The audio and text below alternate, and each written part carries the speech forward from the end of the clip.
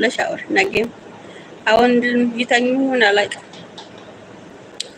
ስለዚህ ቀስ ብለሽ ታወሪያለሽ፣ እግዚአብሔር መፍትሄ ይሰጥሻል። ሰላም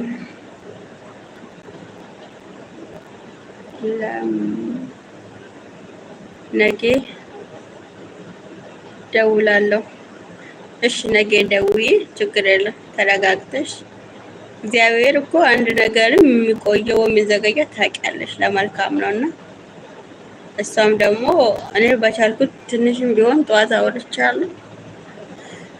ስለዚህ ጥሩ ነገር ይመጣል ብዬ አስባለሁ።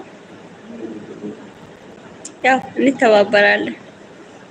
ካልሆነ ማለት ነው ቲጂ እኔ አንድ ሀሳብ አለኝ። እኔ ጋር ካልተመቻ እዛ ቤት ካልተመቻ ወደ ኢትዮጵያ ትሄጂና ተመልሰሽ ዱባይ የምትመጪበት መንገድ እናስተካክላለን።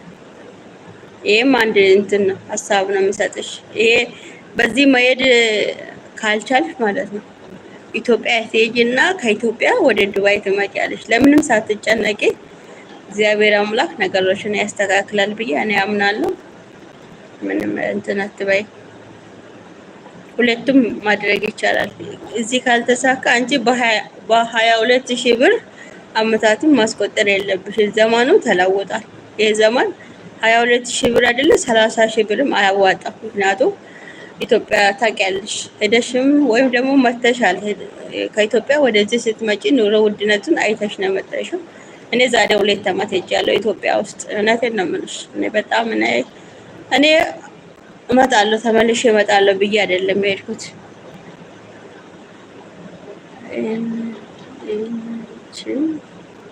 ወደ ነይ ውዴ፣ አንቺ ወደ ቤቴ ነይ ውዴ። ላይፍ ከፍተሻል እንዴ? አሁን አለሽ ላይቭ ላይ ነሽ? እመጣለሁ፣ ችግር የለም። በሌላም እመጣለሁ። በዚህ በሌላም ገብቼ ሰፖርት አደርጋለሁ። ላይቭ ነሽ?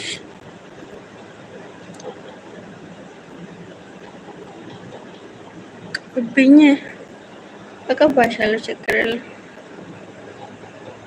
አሁን ወደ ቤቴ ነይ ያልሽ እኮ ላይቭ ገብተሻል ወይ? በሌላ ነው በዚህ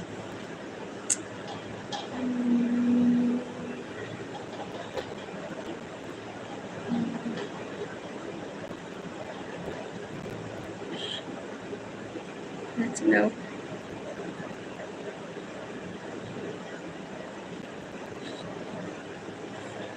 እሺ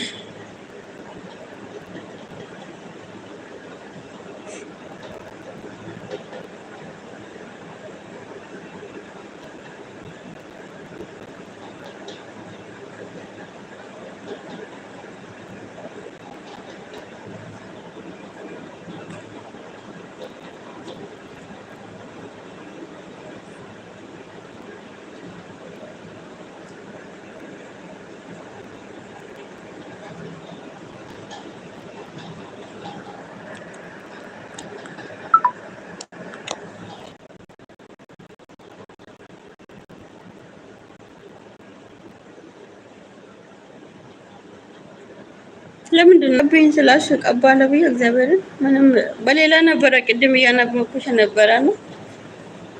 እዚህኛው ምንም ኮሜንት ሊያሳየኝ አልቻለም። ለምንድን ነው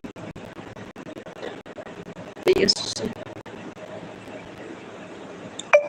ቅድም ኢላዩ ላይ ተደውሎ ነበረ። ከዛ በኋላ ቆመ በቃ።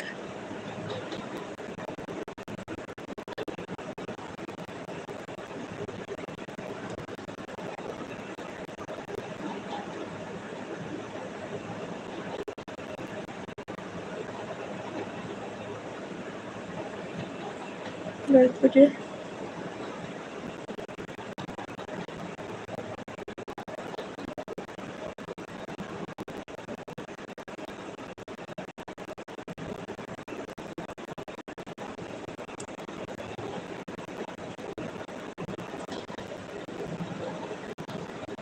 ምን ማድረግ ነው የሚሻለው? ምንም ሊያሳየኝ አልቻለም። ኮሜንቱ ማለት ነው። የቱ ጋር ልንገባ በመድኃኒዓለም